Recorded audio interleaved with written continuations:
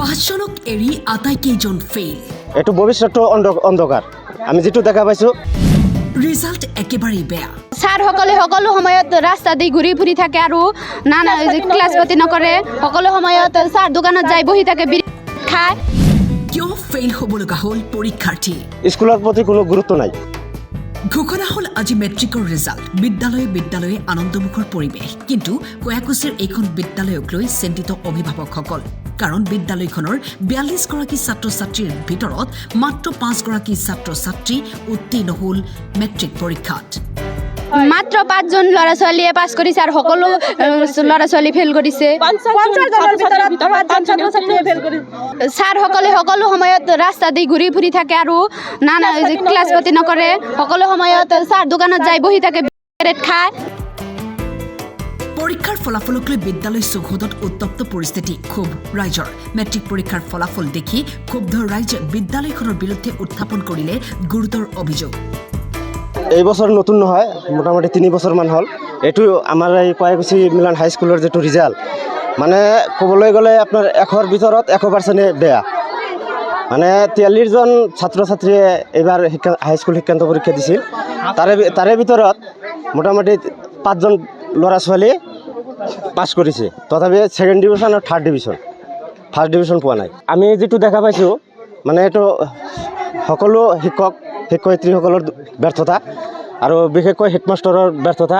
সেই তাৰমানে স্কুলৰ কোনো গুৰুত্ব নিদিয়ে।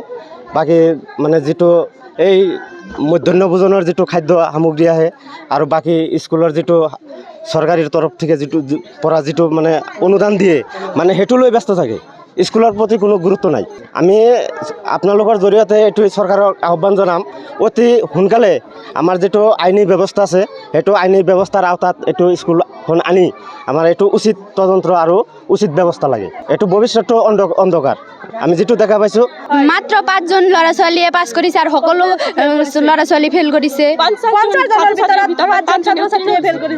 ছাৰসকলে সকলো সময়ত ৰাস্তা দি ঘূৰি ফুৰি থাকে আৰু নানা ক্লাছ পাতি নকৰে। সকলো সময়ত ছাৰ দোকানত যাই বহি থাকে, বিড়ি খায়।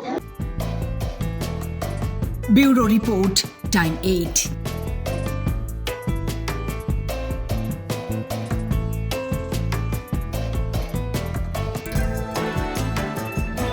এই বছৰ নতুন নহয়, মোটামুটি ৩ বছৰমান হ'ল। এইটো আমাৰ এই কয়াকুছি মিলন হাইস্কুলৰ যিটো ৰিজাল্ট, মানে ক'বলৈ গ'লে আপোনাৰ ১০০ৰ ভিতৰত ১০০% বেয়া। মানে ৪৩জন ছাত্ৰ ছাত্ৰীয়ে এইবাৰ হাইস্কুল শিক্ষান্ত পৰীক্ষা দিছিল।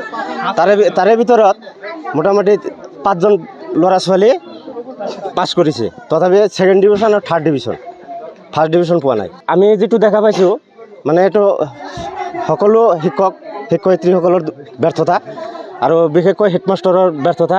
সেই তাৰমানে স্কুলৰ কোনো গুৰুত্ব নিদিয়ে।